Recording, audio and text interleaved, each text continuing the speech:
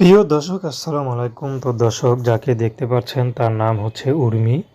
উর্মির বাবা মা কেউ নেই, কারণ বাবাটা মারা যাওয়ার পর মা আরেকটি বিয়ে করে, তো সেখানেই চলে যায়। তো উর্মিকে তার খালার কাছে রেখে যায়, খালাই কোলে পিঠে মানুষ করে। তো বর্তমানে উর্মির বিয়ের বয়স হয়েছে, অভাবে সংসার, কে তাকে বিয়ে করবে। তো যখন দেখে তার বাবা মা নেই, খালার কাছে বড় হয়েছে, তার মধ্যে খালার অবস্থাও ভালো না, তো সেক্ষেত্রে কোনো ছেলে তাকে বিয়ে শাদী করতে চায় না। তো উর্মি দেখতে মার্শাল্লাহ বেশ সুন্দর, কিন্তু পড়াশোনা তেমন করা হয়নি। তো এখন উর্মি চাচ্ছে যদি ভালো একটা জীবনসঙ্গী পায়, যে মানুষটি তার সব কিছু জেনেও তাকে মেনে নেবে।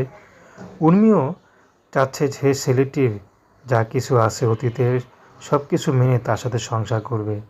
তো উর্মির একটাই কথা, যদি সেই ছেলেটির মন ভালো হয়, যদি উর্মি সব কিছু মেনে নিতে পারে, তাহলে সে ছেলেটি যদি আগে বিয়ে শাদী করে বা সন্তানও থাকে, তাহলে উর্মির কোনো আপত্তি নেই। প্রেম ভালোবাসা বিয়ে শাদী করা আপনাদের ব্যক্তিগত ব্যাপার।